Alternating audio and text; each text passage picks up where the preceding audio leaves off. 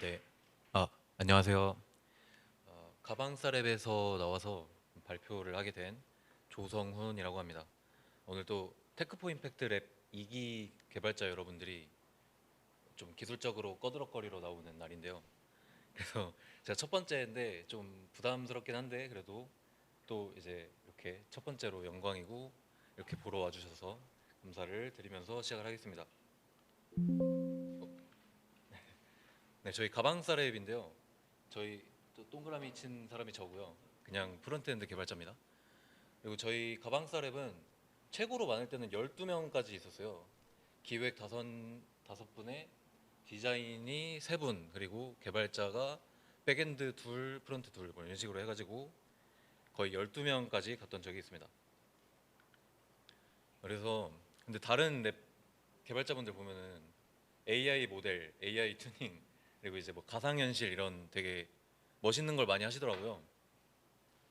근데 저는 그 적어도 저는 리액트밖에 없었습니다. 근데 이제 웹게임을 곁들인 그 리액트 같이 되게 웹기술 되게 흔한 웹기술인데 그걸로 되게 흔하지 않은 좀 웹게임이라는 걸 좀 만들어 봤고요. 오늘은 특히 좀 이 무엇을 만들었는지 어떤 결과보다는 저희가 이 웹기술이라는 걸로 어떤 경험을 드리고 싶었고 어떻게 어떤 임팩트를 드리고 싶었는지 그런 얘기를 하고자 합니다. 그래서 어떻게라는 말이 나와서 말인데 좀 꼰대 토크 좀 하고 넘어가자면은 어 저희 가방사랩도 그렇고 테크포 임팩트 랩 개발자분들뿐만 아니라 다른 분들도 마찬가지죠. 어떤 펠로우님들이 Y를 보고 모이셔서 이제 그 몇 개월 동안 열의를 다해서 본인의 본업이 있음에도 불구하고 그렇게 노력을 해주셨다고 생각이 드는데요. 이제 사이먼 시넥이라는 사람이 자신의 책 저서인 Start with Why에서 이 근본적인 믿음, 내가 무슨 일을 한다는 근본적인 믿음, 이걸 왜 한다는 신념, 대의 같은 약간 본인이 상상하는 어떤 목적지겠죠? 그런 Y가 명확하면은 사람들을 불러일으키고 이제 임팩트를 낼 수 있다라고 했는데 이게 Y만으로는 그런 임팩트가 세상에 전달되기가 힘들어요. 하우라는 어떤 또 다른 이제 요소가 있어야 되는데 하우는 뭐 다들 아시겠지만은 어떻게 가든가입니다. 목적지를 제시를 해주시면은 그 목적지까지 가는 어떤 길이 길을 찾고 개척을 해야 되는데요. 테크포 임팩트 이제 여러분들은 되게 하우를 잘 아시는 전문가 모임이죠. 그래서 펠로우분들이 Y라는 것을 어떤 사회 문제를 해결하고 싶어서 이런 걸 구상 중이다. 이런 목적지를 제시해 주시면은 저희는 하우 그 목적지까지 어떻게 도달할지 뭐 그런 고민을 했던 사람들입니다. 예. 그래서 이제 그에 따른 결과물은 어떤 what이라고 표현을 할 수가 있겠죠.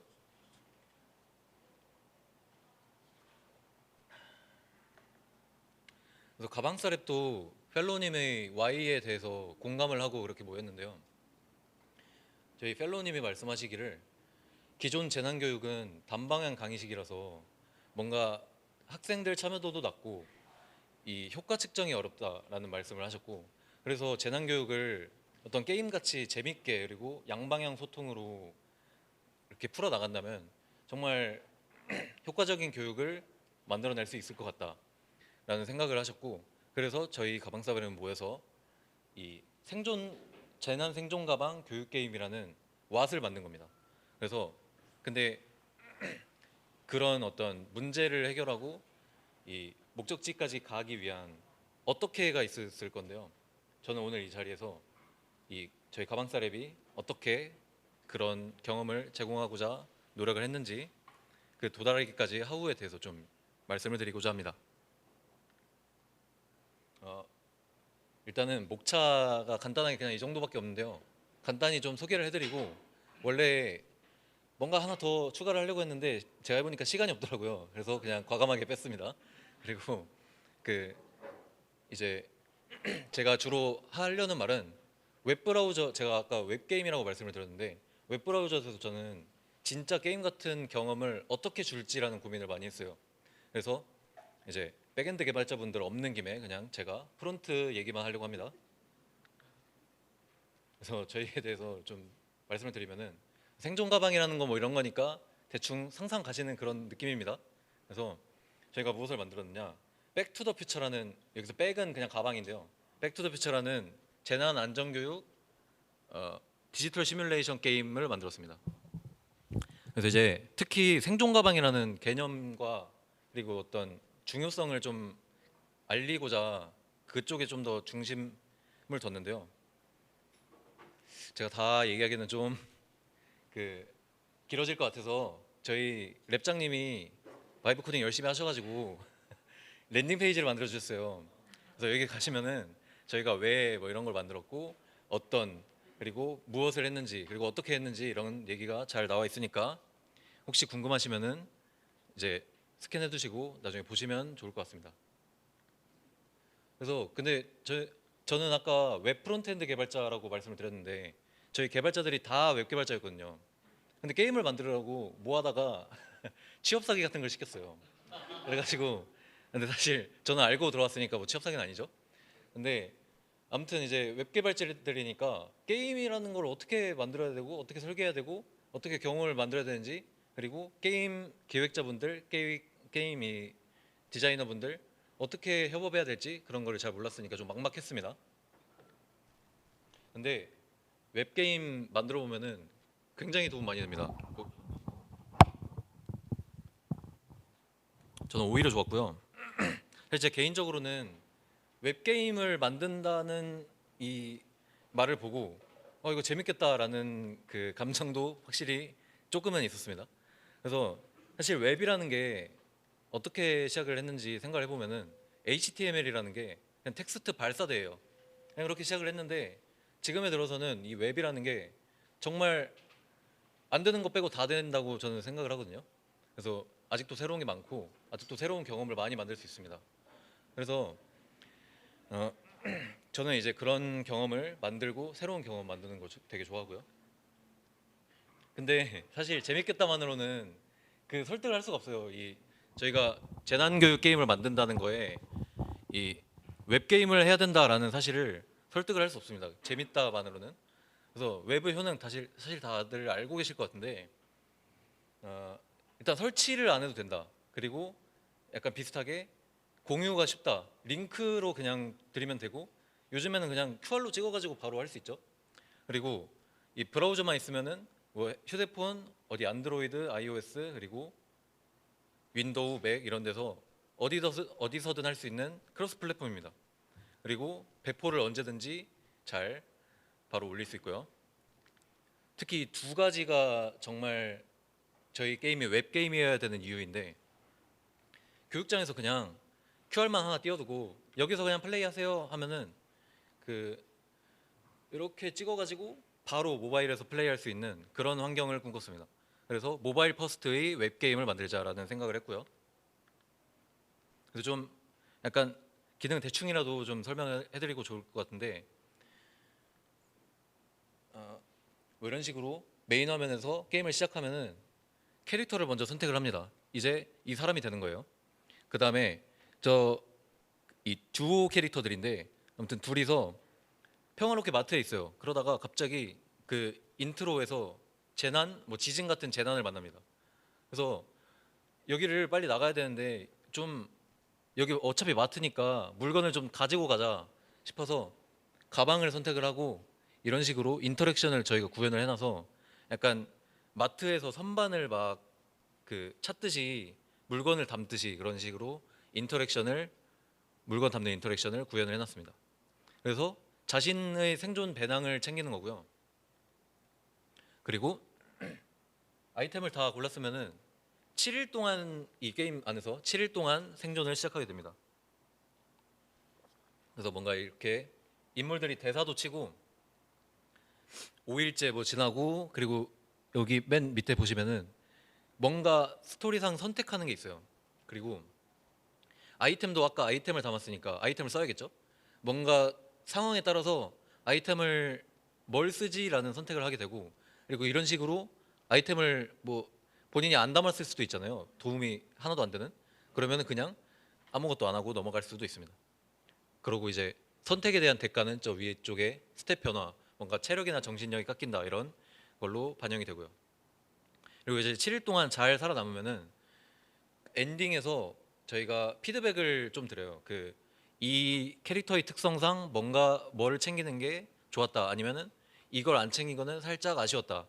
이 사람은 뭐 이런 질병이 있으니까 뭔가를 챙기면 더 좋았을 것 같다. 이런 생존 가방 아니면은 생존에 대한 피드백이 있고, 이런 식으로 플레이 중인 캐릭터 뭐 설정 뭐 이런 게 있습니다. 대충. 그래서 이제 그래도 기술에 대해서 얘기를 하는데 스택을 좀 말씀드리고는 싶은데 딱히 별거 없어요. 그냥 리액트를 썼고 뭐 백엔드는 네스트 JS로 했고, 카카오 클라우드에 또 지원을 해주셨으니까 카카오 클라우드에 배포랑 오브젝트 스토리지 올려놨습니다. 그래서 이제 본격적인데 이제 진짜 하우에 대한 얘기를 하고야 합니다. 웹에서 진짜 게임 같은 어떤 경험을 주고 싶다는 건데요. 첫 번째로는 제가 두 개 준비를 했거든요. 첫 번째로는 전체 화면을 고민한 저의 흔적입니다. 네이티브 앱 같은 경우에는 그냥 기본적으로 전체 화면이에요. 그냥 전체 화면이라는 말이 없죠. 그냥 전체 화면이니까요. 근데 모바일 웹 브라우저에서 뭐 가로 모드든 이렇게 세로로 하든 사실 저 되게 거슬리는 주소창이 되게 밤티예요. 그러면은 근데 저게 아이폰 15 프로 기준으로 저 주소창이 있으면은 그 높이가 10%나 깎입니다. 그러면은 굉장히 저희가 모바일 퍼스트 게임을 만들고자 했는데 굉장히 좀 불편하죠? 그래서 좀 생각을 해보다가 막 찾아보는데 웹데브라는 되게 유명한 사이트가 있거든요. 여기에 보면은 전체 화면 경험 만들기라는 아티클이 있어요. 제가 찾던 원피스일까요?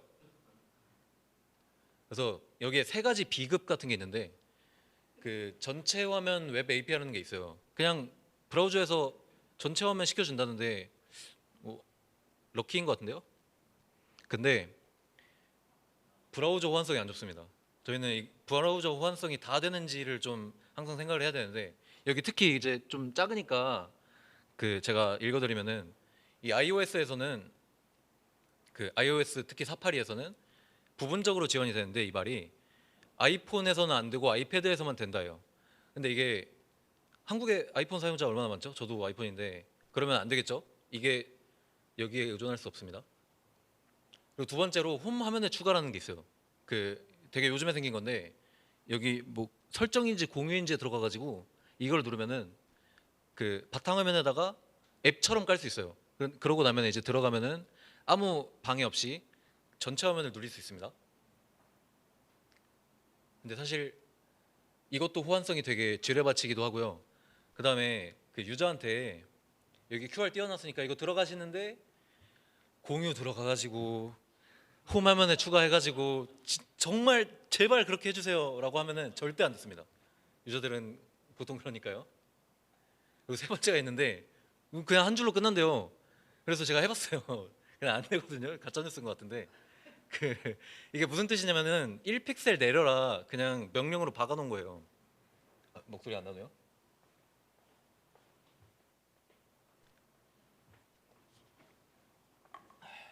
크롬 같은데 보시면은 이렇게 살짝 내려보면은 접히는 그런 동작 보신 적 있을 것 같은데 약간 이거를 트리거하려는 좀 트릭인 것 같아요. 근데 제가 아까 해봤는데 가짜 뉴스인 것 같다고 좀 말씀을 드렸고, 근데 이게 굉장히 저한테는 힌트예요. 브라우저 내비게이션 바는 이런 것들 스크롤하면 접힌다는 게 좀 킥인 것 같은데 제가 해봤어요. 이거 지금 제가 흰색 선이 제가 지금 하고 있는 건데 근데 저는 안 접혀요. 왜죠? 그 이게 되게 제가 옹졸하게 1픽셀만 늘린 거거든요. 그래서 제가 여기 보시면은 58개의 탭이 열려 있어요. 제가 탭 정리를 안 합니다. 다 찾아봤어요. 스크롤을 막. 그래서 발견했습니다. 같은 사이트인데 어떤 페이지는 되고 어떤 페이지는 안 돼요. 그래서 살펴봤더니 얘만 그 스크롤해서 접히는 애만 스크롤 깊이가 더 깊어요. 그래서 아 브라우저 내비게이션 바가 이게 높이가 충분할 때 그 접힐 수 있구나. 그래서 호방하게 200 그러니까 두 배로 해봤습니다. 기계 높이. 그랬더니 되더라고요. 그래서 이제 재밌는 사실을 알았는데, 그래서 어떻게 사용할 거냐? 아까 그 게임 화면을 보면은 스크롤 같은 게 없었죠. 저희는 게임이니까 그냥 전체 화면을 채우면 되는 거예요. 그러면은 여기를 그냥 덮어요. 그 다음에 밑에다가 엄청 긴 스크롤 영역을 깔아냅니다. 그러면은 스크롤을 하면, 유저가 스크롤을 하면 이 밑에가 그 스크롤 되게끔 작업을 쳐놔요. 그러면은 유저는 그냥 여기만 보는데 위로 스와이프하여 전체 화면 만들기 라는 UX를 만들어 볼 수 있겠죠. 그래서 이런 식으로 이렇게 밀어 올리면은 그 모든 화면을 다 쓸 수 있습니다. 이거는 iOS 사파리 기준이고 정말 잘 되고요. 그다음에 크롬에 들어가면은 약간 조금 남아요. 약간 아쉽긴 한데 그래도 이만큼이던 게 좀 줄어들었다는 점. 그리고 제가 돈이 없어서 뭐 안드로이드에서 그 캡처를 못 찍어 왔는데 아무튼 이제 개발 과정에서 다른 분들이 좀 도와주셨습니다. 잘 되는 것 같고요.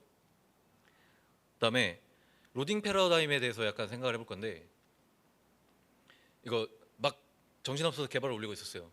근데 이게 되게 거슬린단 말이에요. 이미지가 엄청 많은데 저희가 게임이라서. 근데 막 이미지는 웹에서는 이미지가 보통 그냥 뭐 요소의 CSS로 백그라운드를 넣거나 아니면은 이미지 태그를 넣거나 이런 식인데, 그렇게 하면은 이미지를 보여주고 싶을 때서야 가지러 가기 시작해요. 제가 지금 유튜브 쇼츠 보고 싶은데 집에 가서 핸드폰 가지러 가야 돼요. 그러면 이제 굉장히 지연이 커지죠. 그래서 그걸 기다리는 동안 이런 현상이 발생을 합니다. 그래서 웹은 보통 약간 이런 식이라서 뭐 되는 것부터 보여주고, 그리고 뭐 로딩 중인 거는 잠깐 기다리세요 말하고, 이게 되게 보통입니다. 웹이라는 거 등당.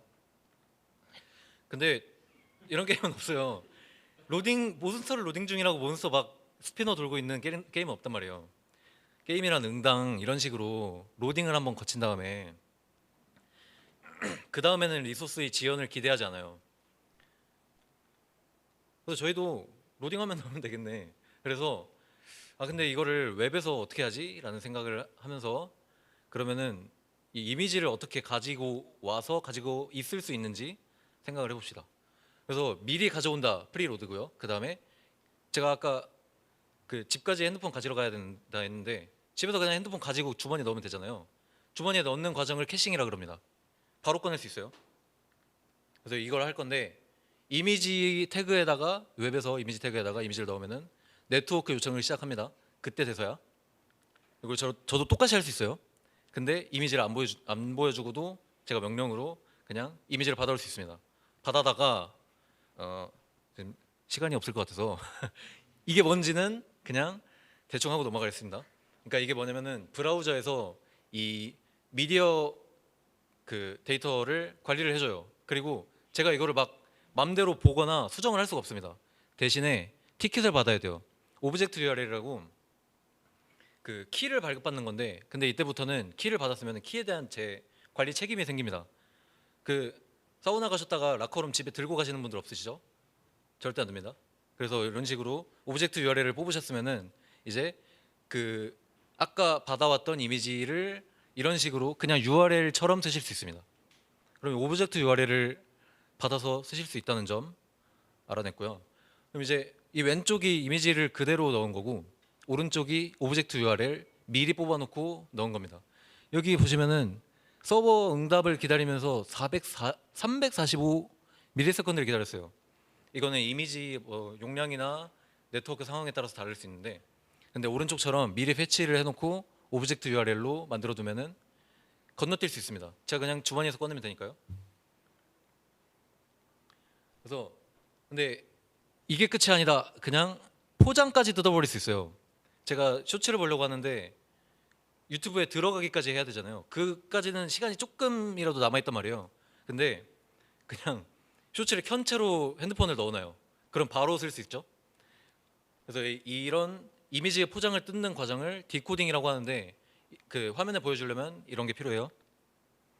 그래서 뭐 이런 식으로 디코드를 하실 수 있는데, 근데 문제는 그러면은 메모리가 너무 많이 소비돼요. 뭐 예시로 이런 1920 곱하기 1080짜리 고해상도 이미지를 하나 제가 그냥 게임에서 가져왔어요. 530kB더라고요. 그래서 이거를 비트맵으로 디코딩합니다. 비트맵을 그 한 픽셀당 몇이라고 두는 거는 약간 여러 가지가 있는데 기본적으로 RGBA 하나씩 1바이트 한다고 치면은 4바이트라고 쳐요. 그럼 8메가바이트가 그냥 넘어버리거든요. 거의 15배가 됐어요 지금. 그래서 약간 이거는 되게 주의해서 써야 되는 그 캐싱 단계일 것 같고, 저희는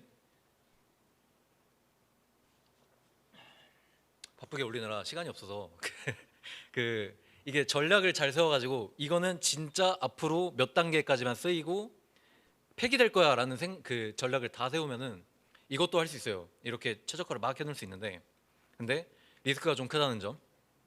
그래서 근데 사운드는 실제로 이렇게 디코딩까지 해가지고 관리를 했었습니다.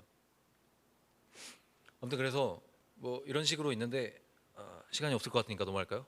대충 아까 나왔던 거를 정리해 놓은 겁니다. 그래서 이제부터 어떻게 하냐면은 백엔드 여러분한테 그 저희 정적 이미지도 있고 원격에서 가져오는 이미지도 있는데 그 원격에서 가져오는 이미지가 뭐가 있는지는 저도 잘 몰라요. 그러니까 백엔드 분들한테 CDN 목록을 반환하는 엔드포인트를 만들어 주세요라고 했습니다. 그러면은 이걸로 이제 이미지들을 미리 가져오겠죠. 오브젝트 URL을 발급받는다고 했어요. 그러면은 이 오브젝트 URL들을 원본 URL과 쌍을 지어서 저장을 해둡니다. 나중에 이미지가 필요하면은 그걸로 원본 URL에 대한 어떤 저장돼 있던 오브젝트 URL을 교환받으면 바로 여기서 꺼낼 수 있겠죠. 이미지가 필요할 때. 그래서 결과가 어떻게 되면 약간 아까랑 똑같은 단계인데 약간 깜빡거리고 뭔가 이미지를 받아오느라 뭔가 이렇게 막 밀리고 이런 단계가 되게 없어졌습니다. 그래서 매도 먼저 맞으면 낫다라고 하는데 근데 사실 매를 맞긴 해야 돼요.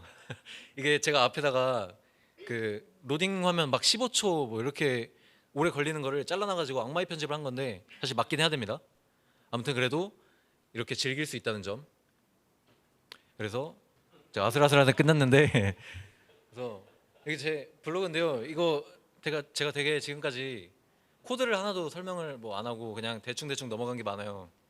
그래서 여기다가 되게 자세하게 써놨는데 약간 이 사람이 코드는 숨기고 약간 그냥 꺼드럭대로 나왔네. 그냥 이 사람 코드 어떻게 썼는지 보고 부검하고 악플 달아야겠다. 그러면은 오셔가지고 구경하시고 악플은 달지 말아주세요. 마이크 손에 들고 발표 진행하도록 하겠습니다.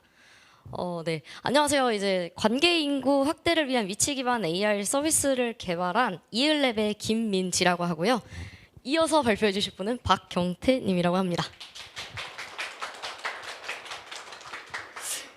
네. 환호 감사드립니다. 일단은 제가 되게 엄청난 개발을 할 줄 아는 개발자는 아니에요, 사실. 그냥 평범한 주니어 개발자고 개발 이을랩에서 너무 좋은 분들이랑 함께 개발하면서 어떤 주니어 개발자 입장에서 이런 고민들을 했고 이런 경험들을 했다 정도로 이제 한번 공유를 해보려고 합니다. 저희 세션이 발표자가 2명인 이유는 모바일 세션이랑 이제 백엔드랑 데이터 세션으로 나누어서 진행을 했기 때문인데요. 저는 그 중에서도 모바일 쪽을 발표를 하려고 합니다. 아까 그 웹의 효능을 미리 알았더라면 모바일이 아니라 웹 서비스가 될 수도 있었을 텐데, 그렇죠? 웹의 효능을 미리 알았었으면. 근데 그거는 아니고요. 사실 저희도 플러터라는 앱이라는 환경을 고른 이유가 명확하게 있어요. 그래서 플러터를 선택한 이후부터 이제 플러터에서 어떤 식으로 상태 관리를 했고, 그리고 저희의 주요 기능들은 어떤 식으로 이제 작동이 되는지를, 어떤 식으로 개발을 했는지를 간략하게 소개를 드려볼까 합니다. 제가 아까 주니어 개발자라고 말씀을 드렸잖아요. 이런 자리가 그렇게 익숙하지 않아요. 그래서 처음에 제 긴장을 풀려고 간단하게 질문으로 시작을 한번 해보려고 해요. 지금 제가 앱을 3가지 정도 보여드릴 건데 이 앱이 플러터로 만들어졌을지 아니면 그냥 네이티브나 다른 기술로 만들어졌을지를 생각을 해보시면 되거든요. 지금 보시면 네이버 지식인도 있고 우리 동네 GS라는 편의점 앱도 있고요. 이제 예약하실 때 식당 예약 같은 거 줄서기 하실 때 많이 써보셨을 법한 테이블링이라는 앱도 있어요. 3가지 다 되게 친숙하실 텐데 과연 이 3가지는 플러터로 만들어졌을까요? 아니면 네이티브로 만들어졌을까요? 어떤 걸로 만들어졌을까요? 다 다를까요? 전부 플러터입니다. 맞습니다. 아, 감사합니다, 랩자님. 이 세 가지 앱은 전부 다 플러터로 개발이 된 앱이에요. 이걸 어떻게 알았어요? 혹시 이 세 회사에 뭐 재직 중인가요? 는 아니고요. 이 세 가지 앱들을 플러터 샤크라는 어플리케이션을 통해서 보면 이 앱들이 플러터에서 어떤 라이브러리를 썼는지 그리고 플러터를 사용한 앱인지를 볼 수가 있더라고요. 세 가지 앱들 전부 다 플러터로 만들었고 저희 앱 서비스인 로컬 유니버스도 플러터로 만들었습니다. 그렇다면 저희는 아까 같은 웹의 효능을 무시하고 왜 플러터로, 왜 앱으로, 그리고 앱 중에서도 왜 플러터로 개발을 하게 되었을까요? 사실 다양한 이유가 있었어요. 처음에는 저희도 웹 환경에서 AR 서비스를 한번 제공을 해보자라고 생각을 했었다고 해요. 왜냐하면 아무래도 웹으로 하면은 그냥 링크만 찍어도 바로 접속이 가능하고 접근성이 아무래도 너무 사기적으로 앱보다 좋아요. 하지만 앱은 스토어 들어가서 다운받아야 되고 뭐 회원가입해야 되고 너무 번거로운 절차들이 많죠. 하지만 저희가 제공하는 AR이라는 특성상 이 웹 환경에서는 조금 아쉬운 점들이 많더라고요. 저희가 사전에 저희가 구현하려고 하는 AR 서비스를 약간 간단한 데모 형식으로 만들어서 개발을 해보니까 이게 안드로이드 환경에서는 또 뭐 인식이 됐다가 iOS 환경에서는 또 안 됐다가 빛이 밝은 데서는 또 막 갑자기 막 또 잘 됐다가 어두운 데서는 안 되고 이런 현상이 계속 반복되다 보니 그러면 우리 앱으로 만들자, 앱으로 만들어야겠다라고 생각을 하게 됐고 그럼 앱 중에서도 왜 플러터였냐, 네이티브로 하면 되는 거 아니냐라고 생각을 하실 분들도 계실 거예요. 사실 네이티브로 하면 너무 좋죠. 안정적이고 얼마나 좋아요. 그런데 왜 크로스 플랫폼인 플러터를 고르게 되었냐면 리소스가 정말 많이 들거든요. 안드로이드 하나만 만드는 크로스 플랫폼 프레임워크로 하면은 사실 한 번에 안드로이드랑 iOS랑 동시에 배포할 수 있어요. 한 가지의 코드만으로요. 물론 개발적인 처리를 조금 해줘야 하긴 하지만 한 번 개발로 두 가지 플랫폼을 가질 수 있다? 완전 이득이거든요. 근데 네이티브로 한다? 그럼 저희의 앱 개발 팀원 4명이 반은 안드로이드로 하고 반은 iOS로 합시다 해서 둘둘로 인력이 분배가 되어버리게 됐겠죠. 그런 점에서 플러터가 굉장히 이점이 있다고 생각을 했고 이제 같은 크로스 플랫폼 프레임워크인 RM 같은 경우에는 오픈소스에 좀 의존성이 조금 많은 편이에요. 플러터도 이제 오픈소스 프레임워크지만 아무래도 플러터 팀이 구글에 속해져 있고 플러터 팀 자체에서 관리하는 라이브러리도 있다 보니 그런 부분에서 확실히 이점이 있다고 느꼈습니다.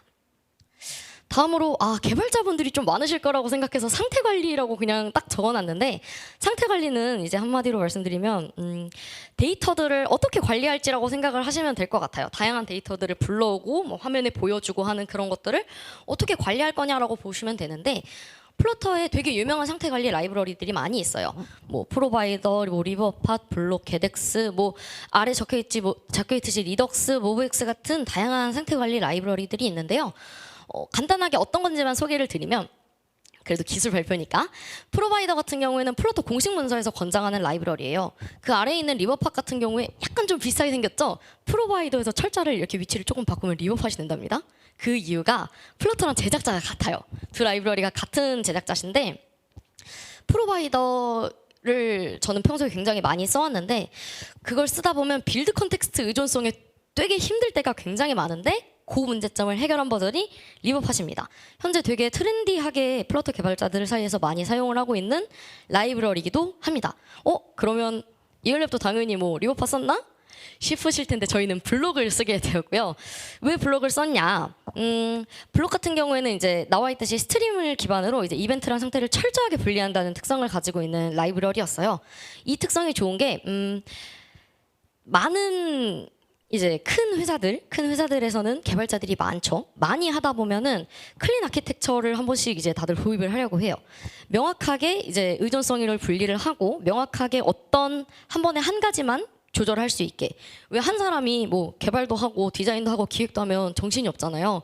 그것처럼 한 번에 하나만 관리할 수 있게 클린 아키텍처라는 것들이 존재를 하는데 그 구조를 만들 때 굉장히 유리한 면이 많습니다.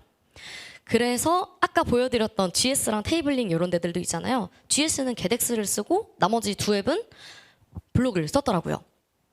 그래서 저희도 이 블럭이라는 상태 관리 라이브러리와 이제 게딧이라는 이제 의존성 라이브러리를 이용을 해서 한번 개발을 해보자라고 하고 들어갔습니다. 근데 제가 생각했을 때 저는 프로바이더를 썼으면 조금 더 좋았을 것 같다는 아쉬움이 좀 있더라고요. 블록 같은 경우에는 굉장히 많은 코드를 짜야 해요. 클린 아키텍처를 지킨다는 것 자체가 사실 코드량이 굉장히 늘어날 수밖에 없는 작업이기도 하거든요. 근데 저희는 앱 개발이 처음이신 분들도 계셨고 그런 측면에서 입문자한테 조금 좋았던 프로바이더를 썼으면 개발하는데 좀 더 용이하지 않았을까라는 생각을 했습니다. 빨리 넘어왔죠. 저희 주요 기능 소개해 드리려고 좀 빨리 넘어왔어요. 저희 주요 기능이 저희가 아까 관계 기반 AR 서비스 막 이런 식으로 막 얘기를 했잖아요.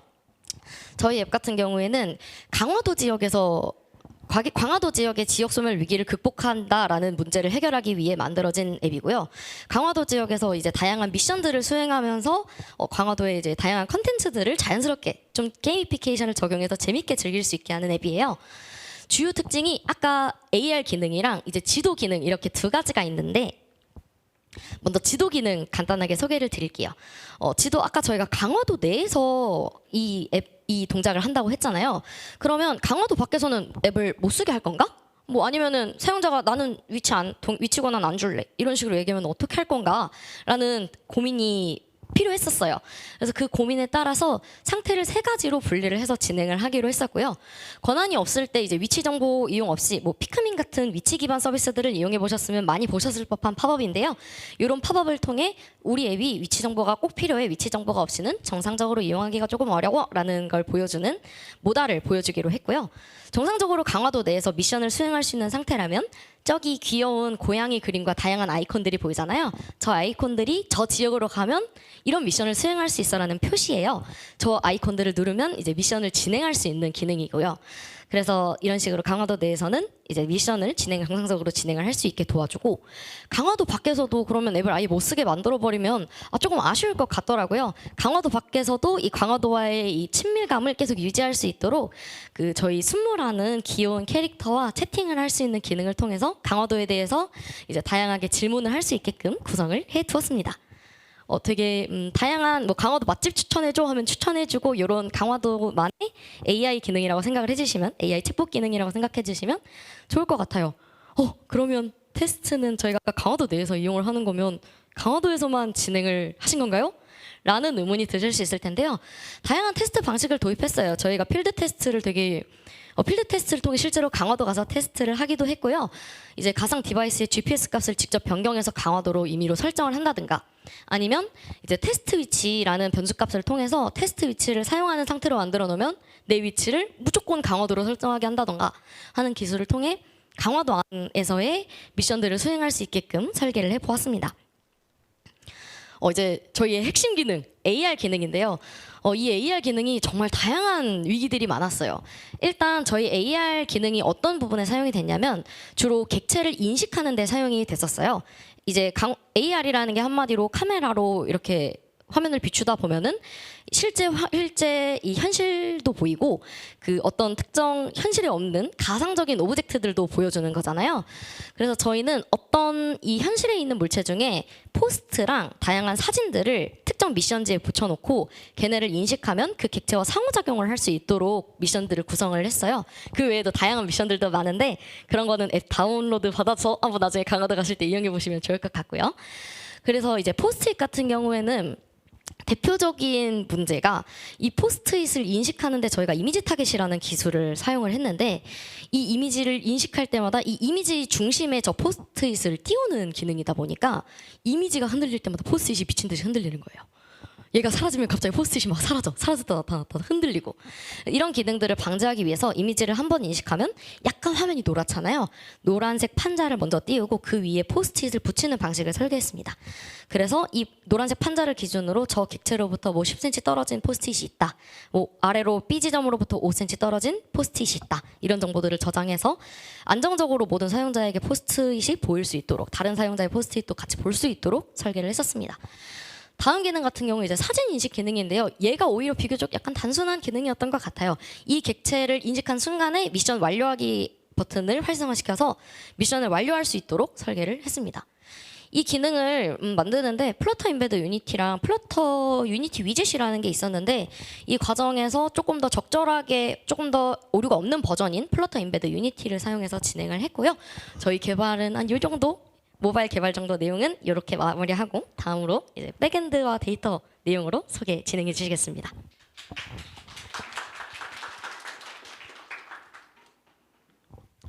네, 그 백엔드랑 데이터 관련 하게 되는 네, 이을랩에서 데이터 엔지니어링 하고 있고요. 잘 소개해드려 보도록 하겠습니다.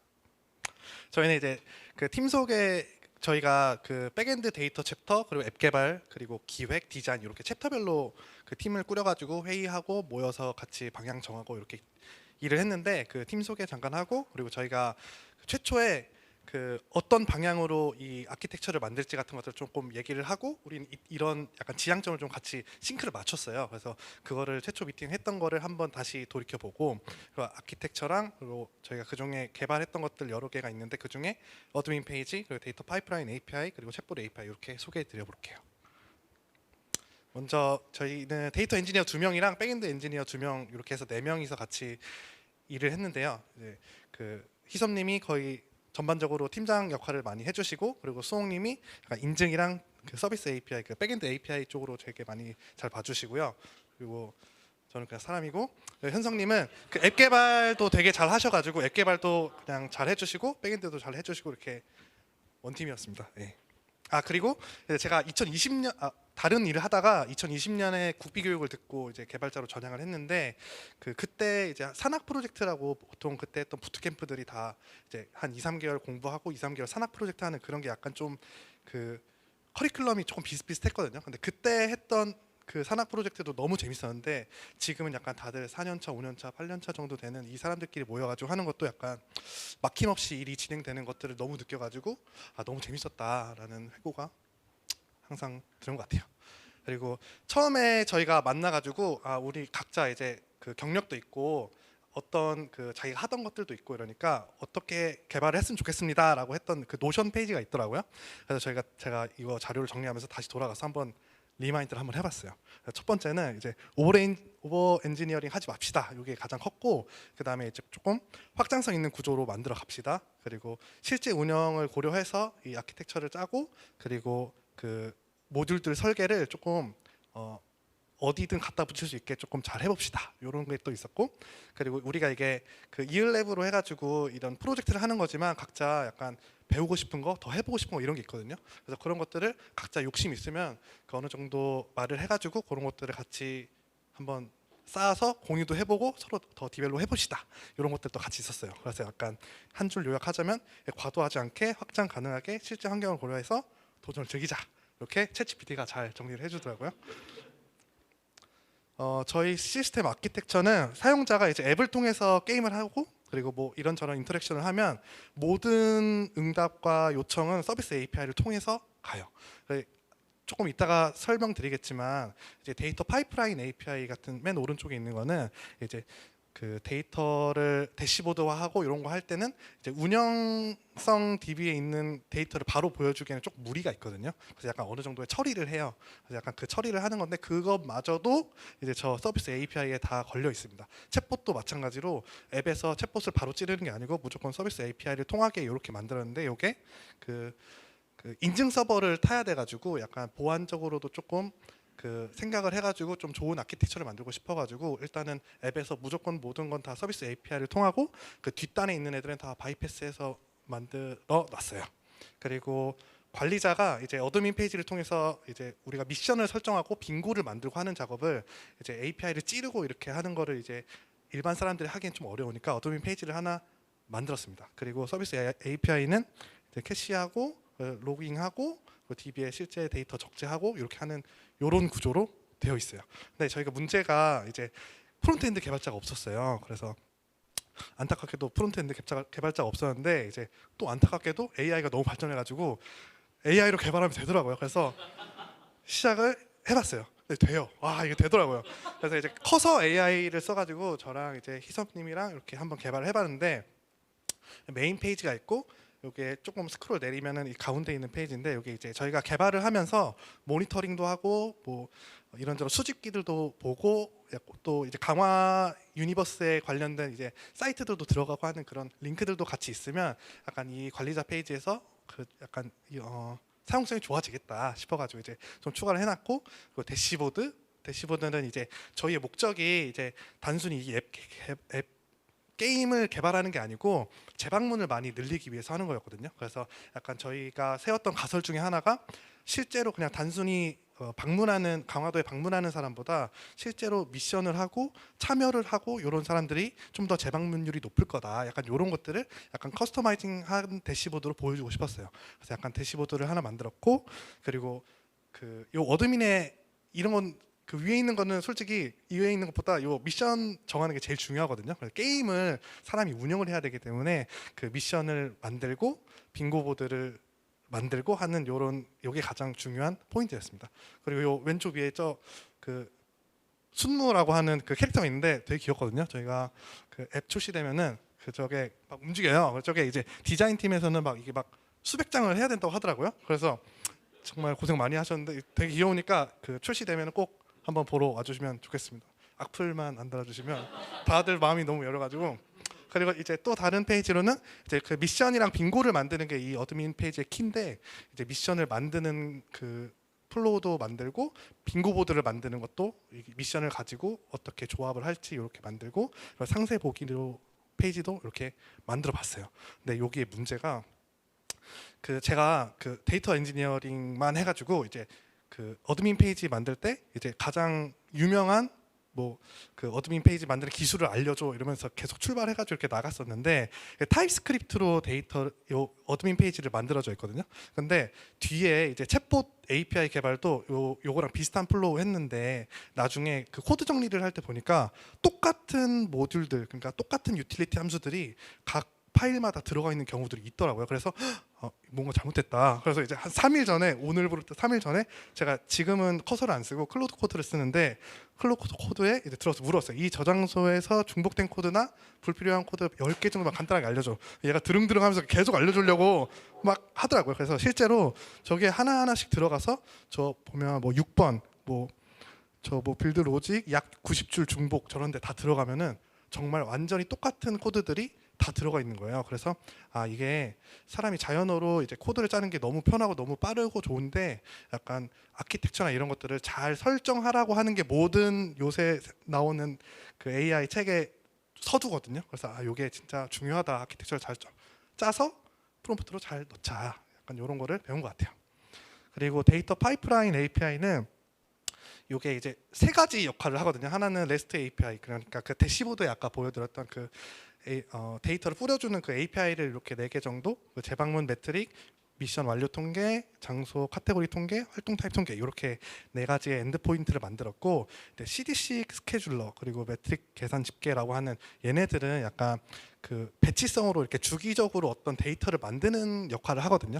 근데 얘를 위해서 원래는 이제 다른 툴들을 막 도입을 하고 예를 들어서 뭐 이런 데이터 오케스트레이션 하는 툴 중에 가장 유명한 게 뭐 에어플로우, 뭐 젠킨스 이런 것들을 쓸 수 있는데 저희도 처음에 도입을 했다가 이제 아까 맨 처음에 말씀드렸던 그 오버 엔지니어링 금지 여기 조항에 걸려가지고 이게 이거 4개 정도 하는데 그 정도의 그 컴포넌트를 추가하는 게 조금 유지 보수도 그렇고 그렇게 좋은 것 같지 않더라고요. 그래서 일단은 요 API 하는 요 안에다가 그 스프링 스케줄러로 이렇게 CDC 스케줄러를 달아가지고 기본적으로 저희가 운영하는 DB가 있고 이제 분석하는 DB가 있는데 운영해서 그 CDC 옵셋 테이블을 하나 만들어서 계속 그 새로운 데이터들만 집계해가지고 이렇게 만들어 놓는 요 작업을 요 API 애플리케이션 안에 같이 넣어놨습니다. 그리고 저희가 아까 말씀드렸듯이 그 재방문이 제일 중요하거든요. 그래서 재방문의 이제 기준을 이제 기획팀이나 개발팀이나 이렇게 같이 정했어요. 그래서 이제 7일 이내에 같이 또 미션을 하면 이건 재방문 아니다. 그래서 이제 사용자 A를 보면 1일에 미션 완료하고 5일에 미션 완료하면 이제 4일 간격이니까 재방문이 아니고 이제 15일에 미션을 완료하면 이제 그 이전이랑 10일 차이가 나니까 재방문인 된다. 그래서 저희가 재방문을 하면 할 때마다 이제 레벨이 올라가지고 자기들이 더 많이 다른 미션들을 할 수 있고 그래서 이제 사람들이 더 많이 들어올수록 이렇게 유도를 하는 게 그 운영의 묘처럼 좀 있거든요. 약간 그런 것들이 같이 들어가 있습니다. 그리고 챗봇 API도 개발을 했는데요. 그 키는 4개밖에 없거든요. 하나는 이제 고가용성이라 그래가지고 지금은 제미나이에 있는 그 무료 크레딧이 가장 빵빵한 젬마라고 하는 그 모델을 쓰고 있어요. 근데 이게 그 무료 크레딧을 다 쓰면 이제 얘가 순무가 바빠요 하고 그냥 메시지 보내거든요. 근데 이게 약간 조금 인간적이게 하면서도 조금 더 뭔가 해주고 싶어. 그러면 이제 다른 그 회사들의 약간 무료 크레딧을 조금 이용하면 되는데 그런 것들을 제미나이, 오픈AI, 뭐 엔트로피 이렇게 걸어가지고 이제 크레딧이 소진되던 아니면은 뭐 그 약간 요청이 조금 잘못되던 그렇게 해도 이제 다른 모델들이 조금 그 답변을 할 수 있도록 그렇게 만들어 놨고요. 그리고 아키텍처는 이제 그 클린 아키텍처처럼 약간 그 API 레이어, 서비스 레이어, 스키마 레이어 이렇게 나눠가지고 각자의 그 책임을 완벽하게 분리를 해놨어요. 그래서 API 레이어는 단순히 진짜 요청과 응답만 하고 약간 이런 식으로 나눠놨고, 그리고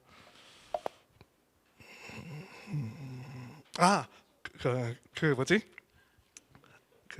그 무료 모델이 되게 타이트해요. 되게 계속 타이트하게 바뀌는 것 같아요. 근데 저희가 이제 실제로 모든 거를 다 LLM을 통하지 않아도 되거든요. 예를 들면 이제 크루 소개라든지 아니면은 뭐 미션 소개 약간 이런 것들은 저희가 LLM을 프롬프트에 넣어놓지 않고 그냥 키워드 형식으로 정해진 답변만 내보내도 되는 경우가 있어요. 그래서 약간 그런 것들은 그 이미 정해놓고 약간 LLM을 통하기 이전에 그런 질문들이 있으면 이제 그냥 정해져 있는 그런 정적인 메시지를 보내주도록 그렇게 하면 약간 LLM을 덜 타도 되고 하니까 이제 비용 최적화가 조금 되는 것 같아요. 그리고 유연한 대화는 이제 저희가 현재는 다 이제 히스토리를 저장하는 그런 API를 만들어 가지고 그런 거를 쓰고 있는데 혹시라도 이제 다른 뭐 앱의 다른 영역에서 약간 히스토리가 필요 없는 약간 그냥 단일 메시지만 이렇게 주고받는 그런 것들도 필요할 수 있겠다 싶어가지고 약간 그런 확장성 있는 부분에서 약간 다른 API들도 좀. 네, 반갑습니다. 저는 온소리 랩의 공동 랩장을 맡고 있는 이호준이라고 합니다. 반갑습니다. 저희는 공동 랩장이 저 말고 정효정 님도 교수님도 같이 있고요. 제가 소속이 여러 개다 보니까 여기저기 돌아다니다가 뭐 어떤 소속을 얘기해야 될지 잘 몰라서 오늘은 그냥 제가 사회에서 자주 사용하는 필명으로 좀 지나가는 개발자 모드로 조금 이야기를 한번 해보겠습니다. 일단 빨리 넘어갈게요. 시간이 자 빨리 넘어가겠습니다. 그냥 설명하지 않겠습니다. 빨리 보세요. 눈으로 보시면 됩니다. 네, 보세요. 눈으로 빨리 보세요. 네, 일단 보시고요. 보세요. 그래서 세 개를 뭐 어떻게 해보려고 저희가 했어요. 그래서 와우링고, 뮤직링고, 비전링고를 만들었습니다. 그래서 이렇게 소통도 많이 했고요.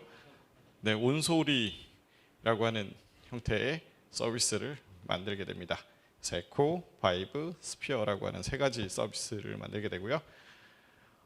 에코는 이런 분들이 함께 해주셨습니다. 얼굴이 나오니까 좀 길게 갈게요. 쭉 보시죠. 네, 요런 서비스입니다. 보세요.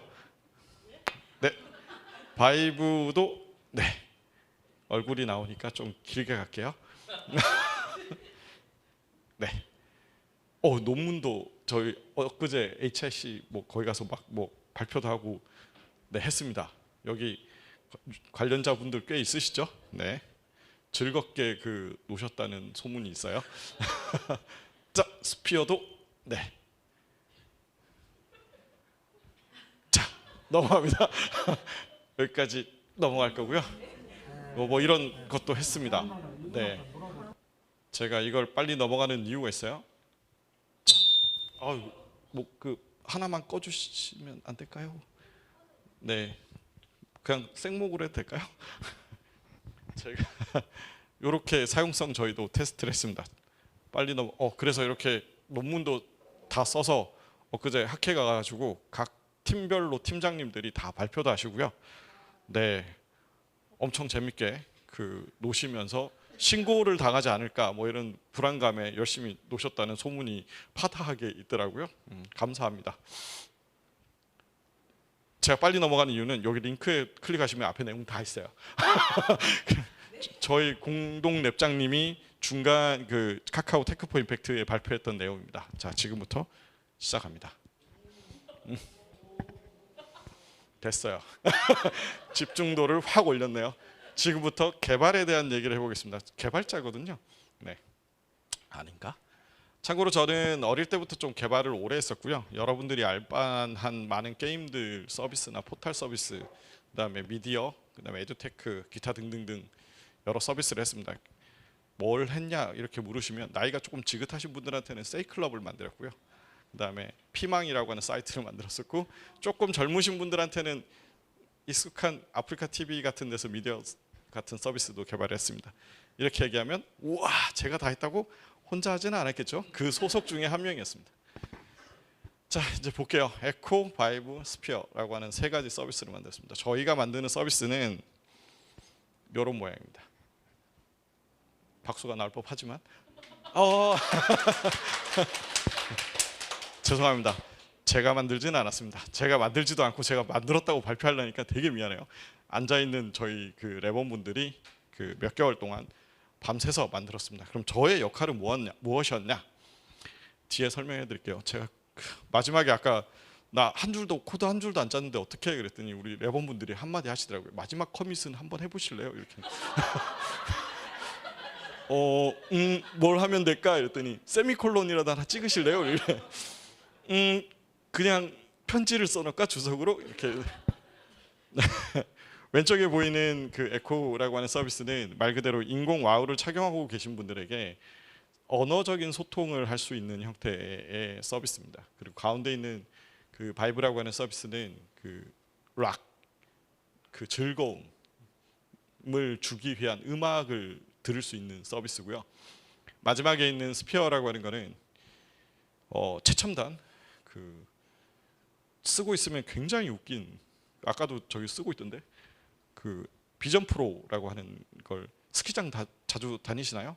스키장 가면 비전 프로 같은 거 쓰고 스키 타시잖아요.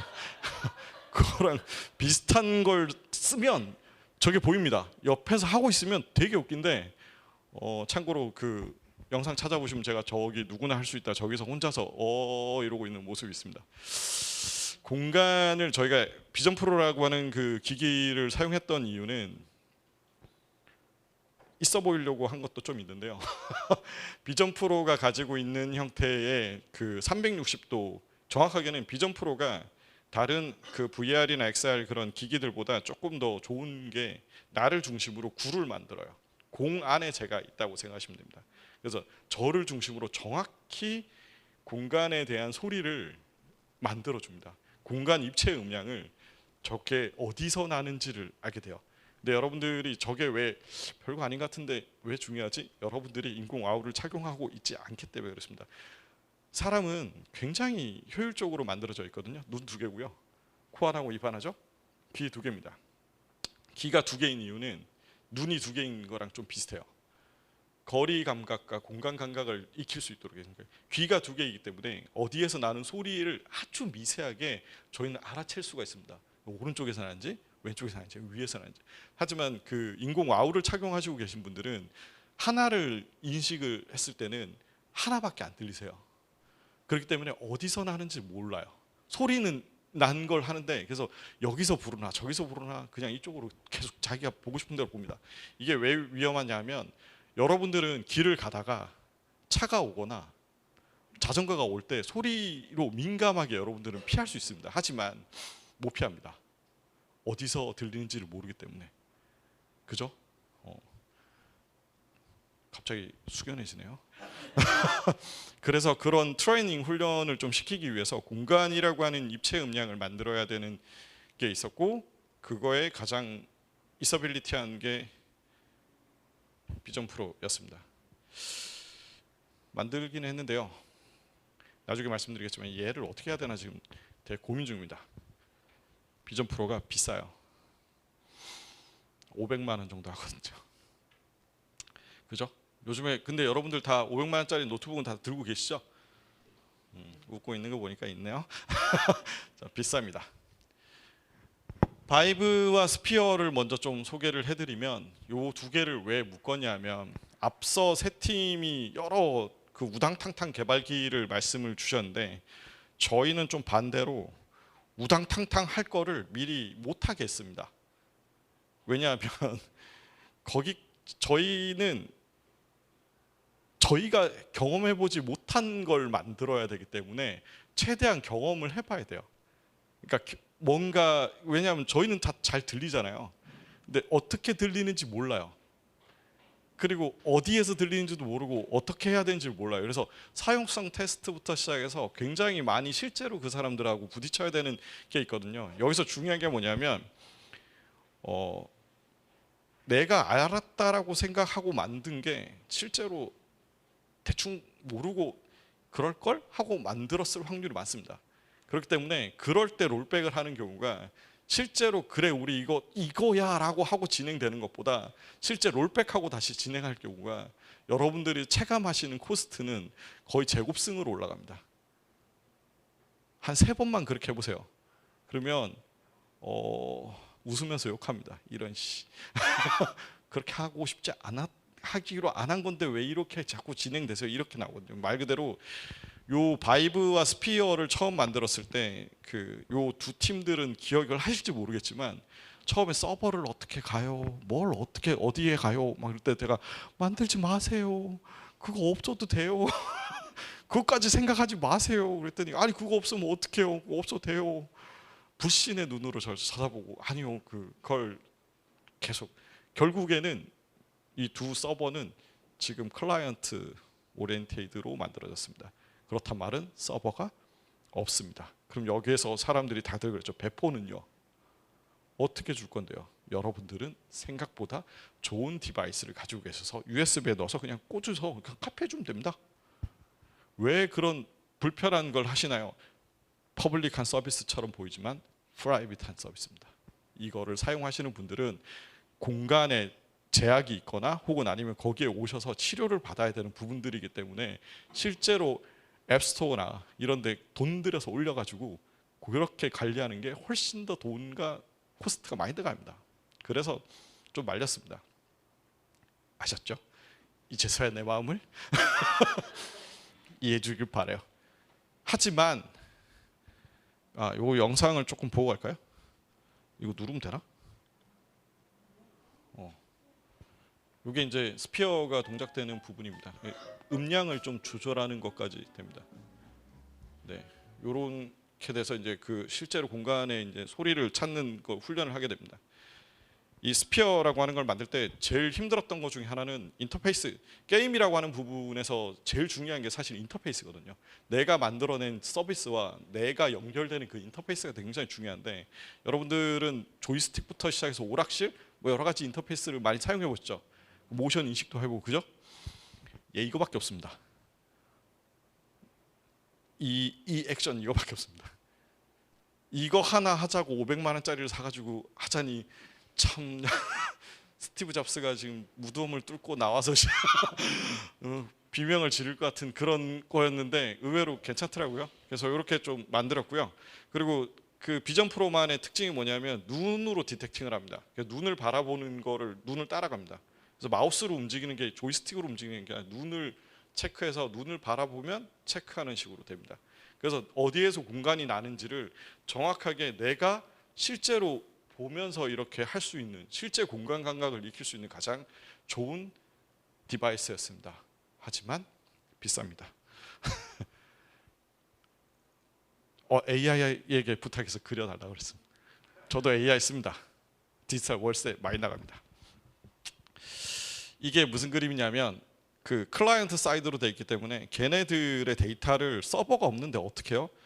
보통 게임을 만들 때 클라이언트 사이드로 돼 있는 거의 대부분의 일반적인 게임들은 로그라고 하는 부분들을 서버라고 하는 MySQL이나 레디스 같은 그런 굉장히 고가에다가 저장하지 않습니다.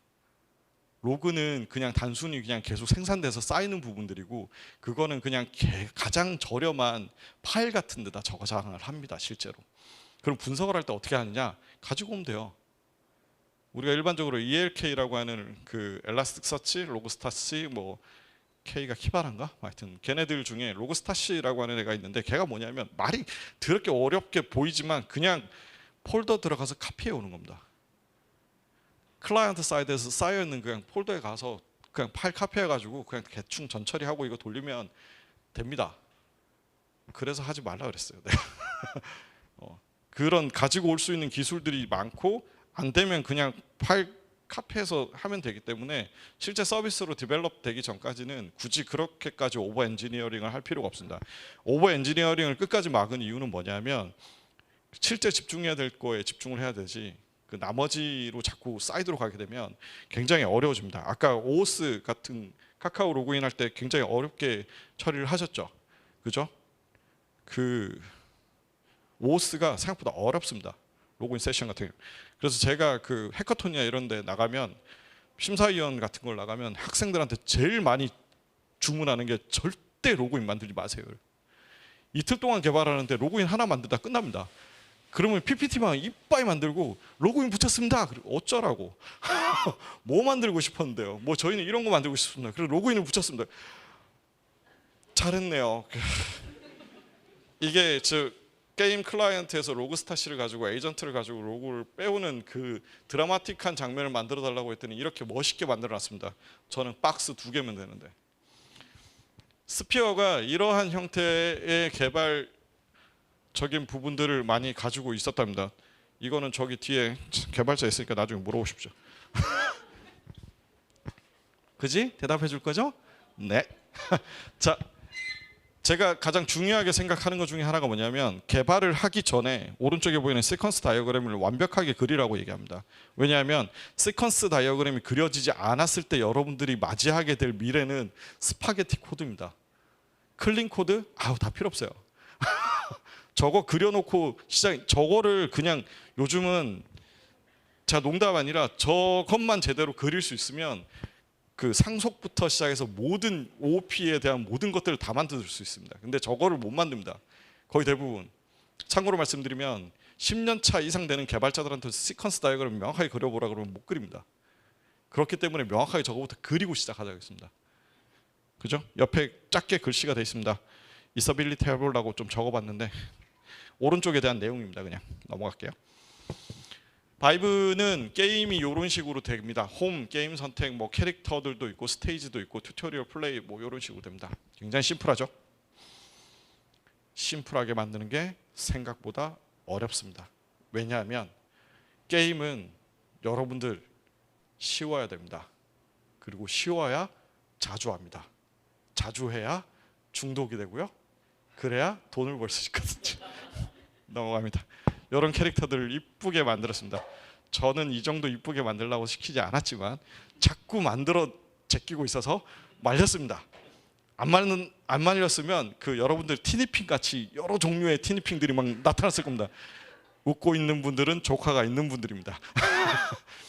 여기에 보면 음악을 들어야 되기 때문에 우리는 음악을 듣잖아요. 근데 음악은 아날로그 주파수거든요.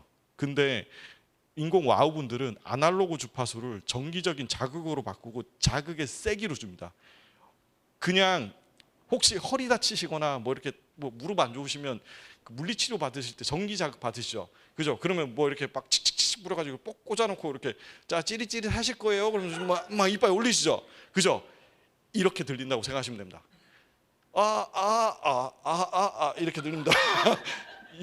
이해되시죠? 그런 거를 계속 훈련을 통해서 자연음처럼 하도록 만드는 훈련입니다. 그래서 저희가 생각했을 때는 들리니까 그냥 그렇게 들리겠지라고 생각을 했는데 사용성 세트에서 해보니까 저희가 생각했던 거랑 전혀 다르더라고요.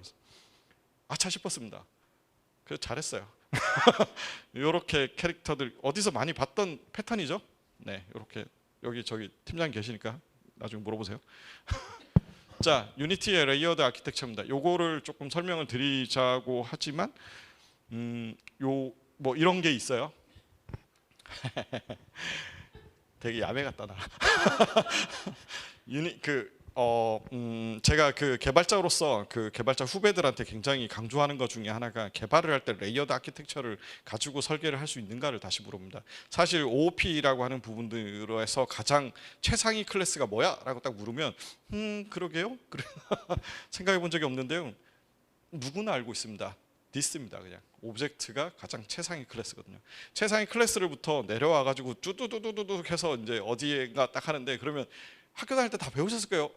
개발자가 아닌 친구들이 쓸 수 있으니 학교 다닐 때 개발자들은 배웁니다. 클래스에 뭐 어쩌고 저쩌고 어쩌고 생성 주기가 어쩌고 저쩌고 그런 게 있어요. 중간고사 끝나고 나면 다 까먹습니다. 저 또한 까먹었는데요. 레이어드 아키텍처가 뭐냐면 그 클래스가 어느 단계에서 어떻게 생성돼서 메모리에 어떻게 올라가는지에 대한 부분입니다. 이 부분이 왜 중요하냐면 앞서 그 세 개의 랩 분들이 소개했던 거 중에 그 로딩이 느리더라, 렌더링이 느리더라, 어쩌고 저쩌고 막 했던 그런 거와 동일합니다. 어느 레이어에서 어떻게 빠르게 가지고 가서 메모리에 적재를 해놔야 되는가에 대한 부분을 레이어드 아키텍처를 좀 알고 나면 빠르게 합니다. 그래서 보통 개발자 그 NC소프트나 뭐 넥슨이나 이런 그 개발자 컨퍼런스 같은 데 가면 굉장히 멋있는 척하고 나와가지고 개발자 애들이 저 렌더링 타임 이빠이 줄였습니다. 그게 그 얘기입니다. 공부하시면 됩니다. 아, 이걸 왜 보여주냐면 그걸 고려하셔서 바이블을 만들었습니다. 그래서 잘했어. 넘어갈게요. 그래서 이러한 에코는 웹 서비스입니다. 그래서 HTTP의 프론트엔드, 어플리케이션 레이어의 그 백엔드, 그다음에 데이터 레이어 같은 게 있는데요. 우리가 알고 있는 굉장히 기본적인 그런 웹 서비스고요. 여기에 재밌는 거는 AI가 이제 드디어 나옵니다. 저 팀은 AI를 언제 썼지? 뭐 이렇게 생각하실 수 있잖아요. 저희가 훈련용 프로그램이기 때문에 그 발음을 하거나 아니면 음악을 만들거나 이런 부분들은 전부 다 제너레이팅 하는 거는 다 AI를 사용했습니다. 요렇게 아름답게 만들어놨습니다. 어떤 거랑 비슷하다고 생각하시면 되냐면 듀오링고랑 그러니까 저희가 처음에 만들 때 듀오링고를 많이 벤치마킹을 해서 만들었기 때문에 좀 비슷하게 합니다. 이거 만들 때도 뒤에가 그치. 이쁘죠? 넘어갈게요. 뭐 맞습니다. 쓴 거 어떤 거 썼는지를 좀 적어놓으라고 그랬더니 너무 많이 적어놓으셨습니다. 제가 되게 싫어하는 것도 하나 있어요. ORM. 저 ORM 되게 싫어하거든요. 근데 ORM 많이 쓰시죠? 옛날 개발자들은 ORM 잘 안 씁니다. 왜냐하면 데이터베이스에서 할 수 있는데 그 데이터베이스를 한번 거쳐서 하도록 만드는 게 ORM이기 때문에 사실 속도나 이런 부분들이 많이 느려집니다. 단지 저걸 쓰는 이유는 데이터베이스에 대한 실력이 조금 많이 DBA급 정도까지 올라오지 않기 때문에 개발 속도를 빠르게 하기 위해서는 얘를 버리고 그냥 ORM으로 가는 게 맞습니다. 저희도 ORM을 한다라고 했을 때 말리지 않았습니다. 왜냐하면 DBA가 급의 그런 부분이 없기 때문이었습니다. 웹 개발 요걸 좀 보여드리는 이유는 실제로 개발할 때 가장 힘들어지는 부분이 언제 힘들어지냐면 데이터에 대한 정의가 완벽하지 않은 상태에서 개발이 계속 진행되다가 데이터가 계속 애드되는 경우거든요.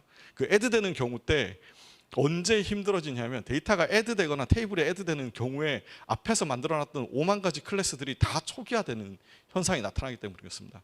그렇기 때문에 항상 어떤 식으로 가야 되냐면 데이터를 먼저 정의합니다. 우리는 개발자 분들은 학교 다닐 때 그런 걸 배웁니다. DBA 데이터베이스 시간에 정규화라고 하는 과정을 배우게 되거든요.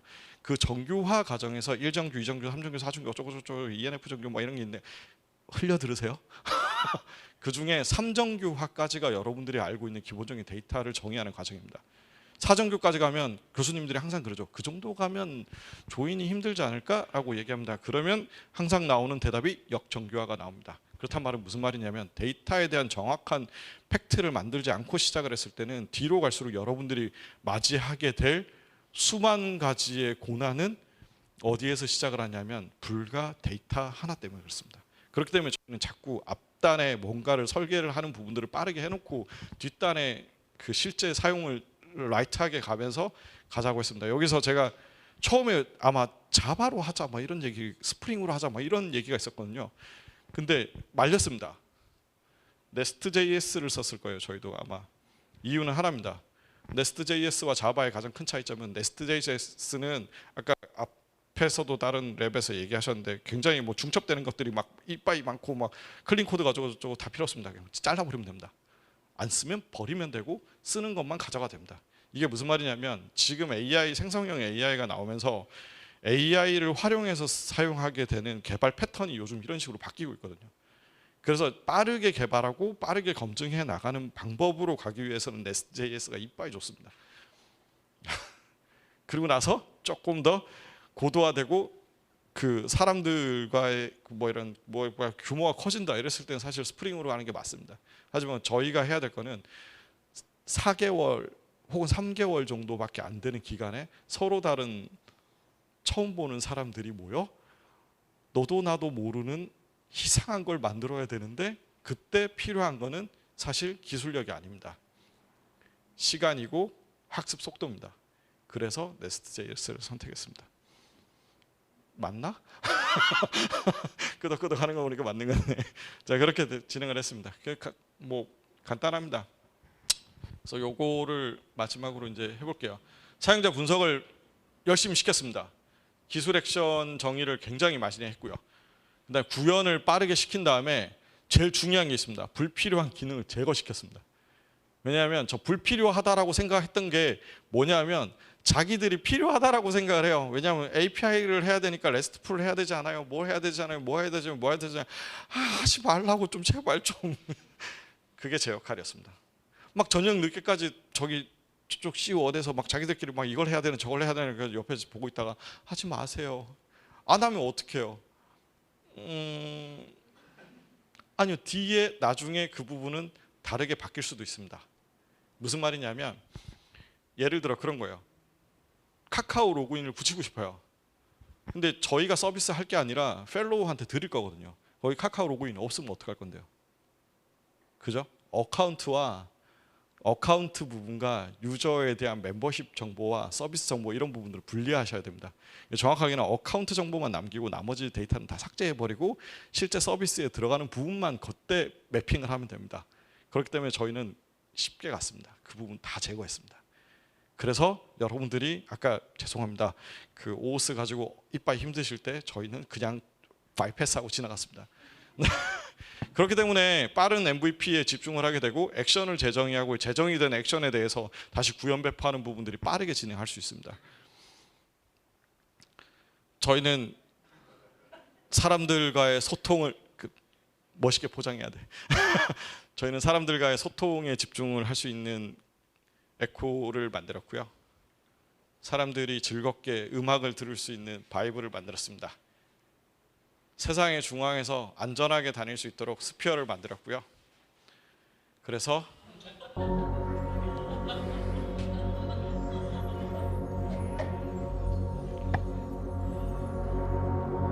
세상의 모든 소리와 연결을 시켜봤습니다. 함께 할 수 있어서 영광이었습니다. 감사합니다.